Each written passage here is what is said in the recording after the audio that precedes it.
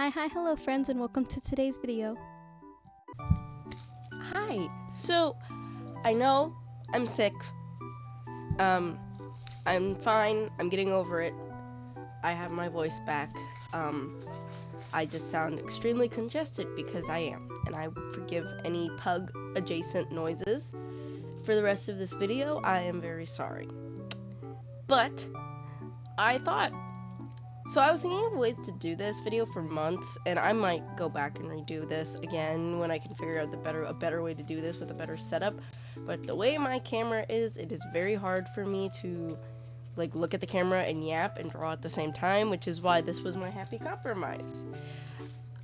So essentially, so basically this video is a tutorial on how I complete a piece. Not necessarily going into what I do know, because it sounds weird and funny that it's something like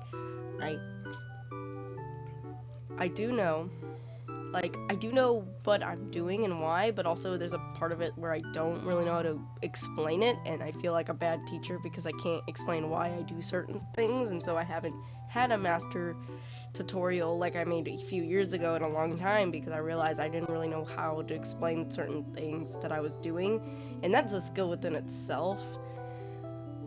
But I thought I would try. So the way I split this up is I have two separate speed paints, one of the sketch and one of the line art cleanup sketch and the rendering.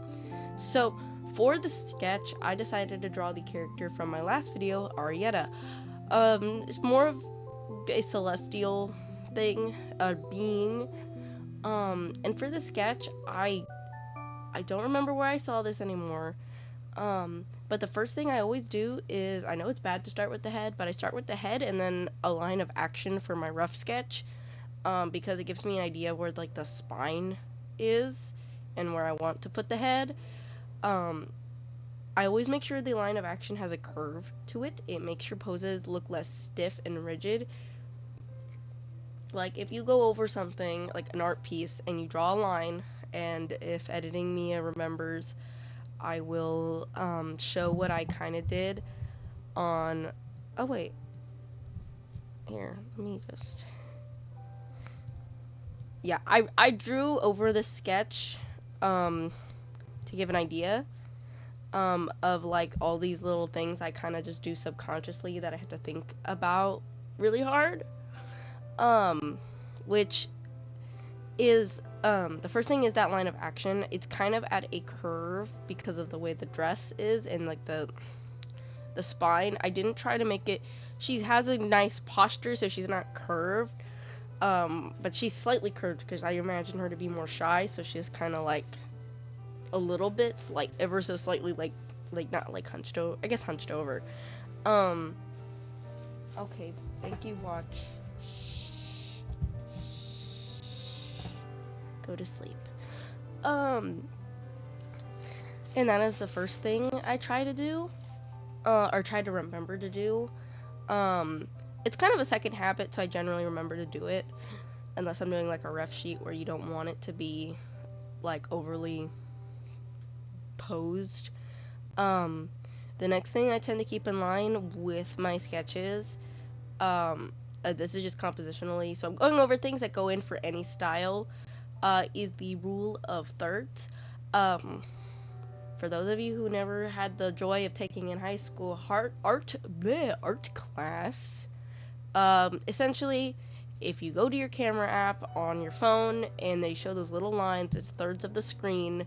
Some people back in ancient times were like, hey, our eyes tend to want to bounce to these corners, and you can use it to lead people to where your eye, where they want, where you want their eyes to go. So for example, I kind of used this while sketching.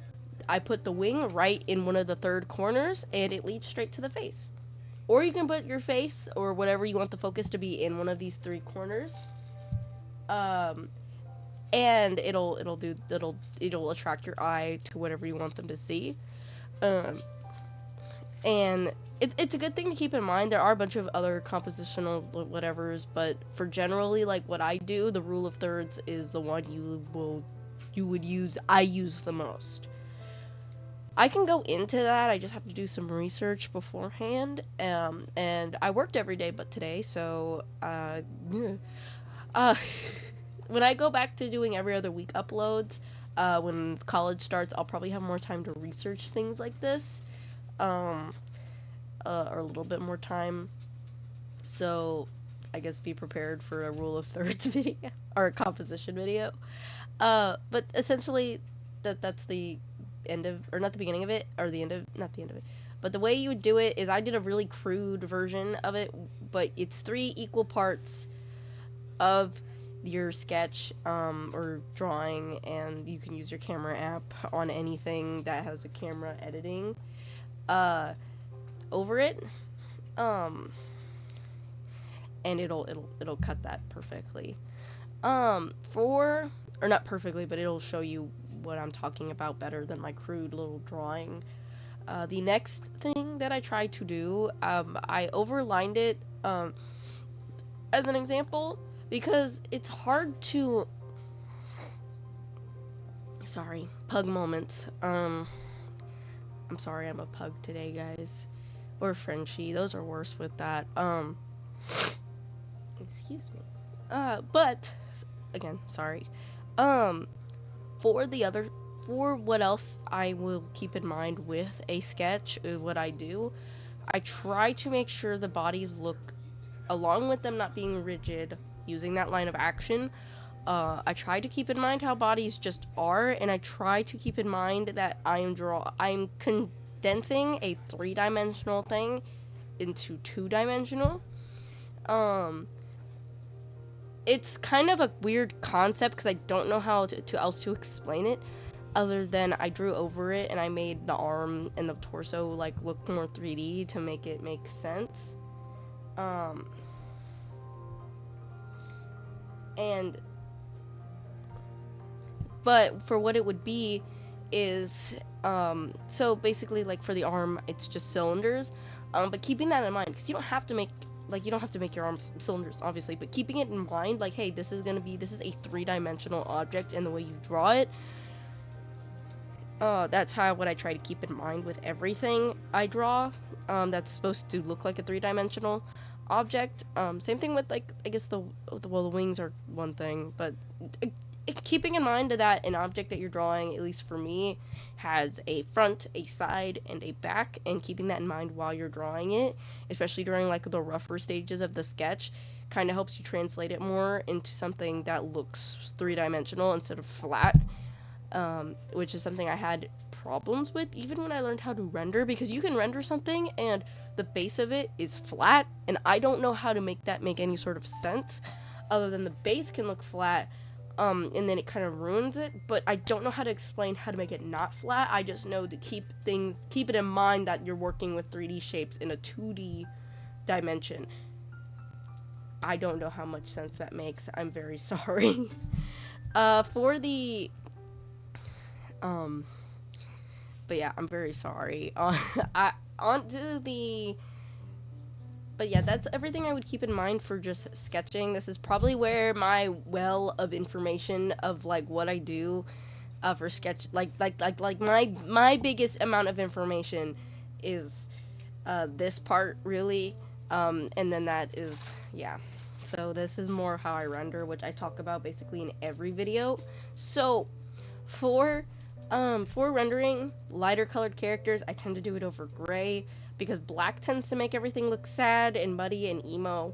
And that's not the vibe I'm going for. You can also just use a darker color to get to that. But first, I'm going to go into what I do for, like, I guess my sort of line art deal, which is essentially what I do for my line art is I've started to use this graphite pencil, and what I do is I just kind of lightly, kind of cleanly sketch over everything.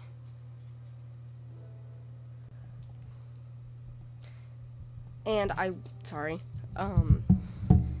so basically I just lightly sketch over it, or not lightly, but I use this graphite pencil from IBS Paint. It's one of the default ones, and I I just sketch over it, and it works decently. It kind of has this translucency that I kind of really I like. It makes it look a little more less clean, and for my style of painting, I prefer for things to look more painted and less clean. I think clean painting is really pretty, and I used to do clean painting, but there's something very charming about kind of messy painting that I really like. It looks more like a person did it. And I don't know how else to make that make sense. This isn't me throwing shade either. It's just what I've learned my preferences are, is that I like that messy look. It kind of gives like this impressionistic sort of deal.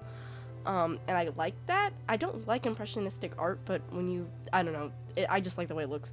When things are a little bit more messy. For the like rough, the cleanup sketch, yeah, that's the word I should use. I I always end up doing the hands during the cleanup sketch. Yes, I know, scary. But I draw out the shape of the hands during the rough sketch, and then the cleanup sketch is where I fix whatever mistake I made.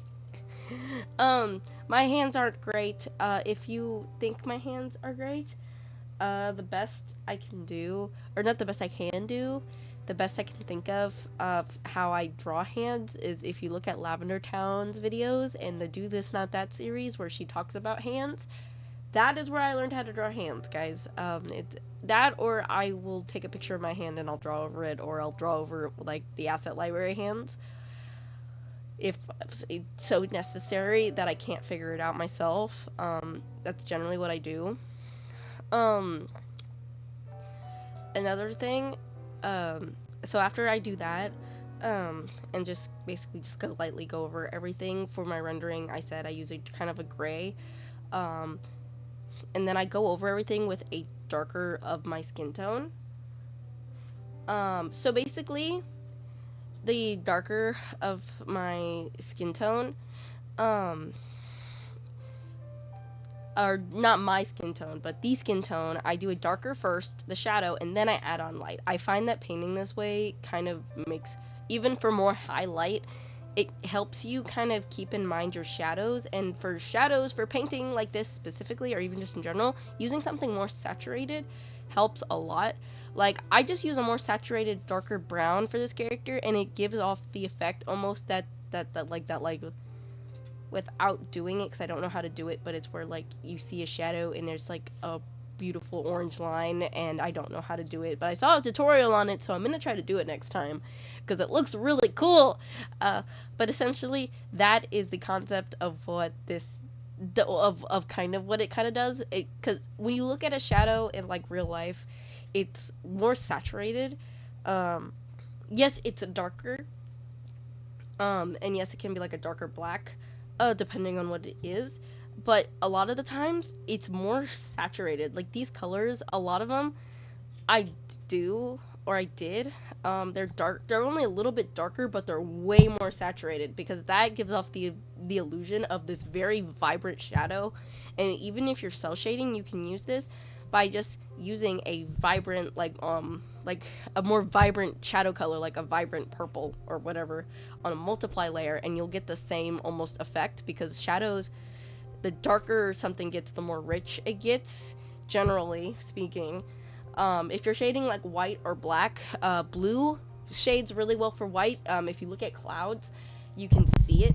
The way the clouds are, they aren't perfect gray. It's like a blue gray. Nothing generally shadows a perfect black or white unless it is black or white. Because of the way light works. Because light, even white light, is a billion different rainbow colors, and it is which one ever shows more, and it's generally how it affects things. I don't know too terribly much, I just know the more rich thing. And then I also tend to go over my pieces with an airbrush on a multiply to enhance those shadows even more, and to bring my character more into the environment. So I will pick a darker color from my background, and I will do that. Sorry. Keep sounding like a pug. I'm so sorry. Today I am pug. I am pug today, guys. Hopefully next week I won't be a pug. Next week my art video is gonna be fun because my hand's gonna be I'm getting a hand surgery, so wish me luck. It'll also be the last video I make every week, as a warning. But I'm gonna try to do something fun. And I might try to draw, but if not, it'll just be this, or it might be our commentary over like an older speed paint I haven't showed anybody. If you guys have anything you want me to yap about, go for it. But yeah, that's how I generally. That's kind of how I keep in mind of things to go back to what I was talking about. Gold, I didn't do it very well in this one, but gold, you always gold specifically, and just metal, depending on how shiny it is, it's either really dark or really light, and gold is one of those ones where it's especially that. And so even if you're cell shading, I would put that on a completely different layer and shade the gold completely differently from everything else, because different darkness, way more dark and way more light, and with how it interacts with things, there's bounce light that happens a lot more on metal than it does on other things. Which I did not show very well on this piece, but I do like metal. I like rendering metal because it's very complex but like satisfying, because when you get it right, it's like crispy. It's delicious. Excuse me. Damn it. Well, my voice is gone. Thank you guys for watching. I'm sorry I sound like a 60-year-old smoker. And I will see you guys in the next video. Like and subscribe if you like this video. And if you're already subscribed, you should comment and tell me what I should do for my next video. Bye-bye.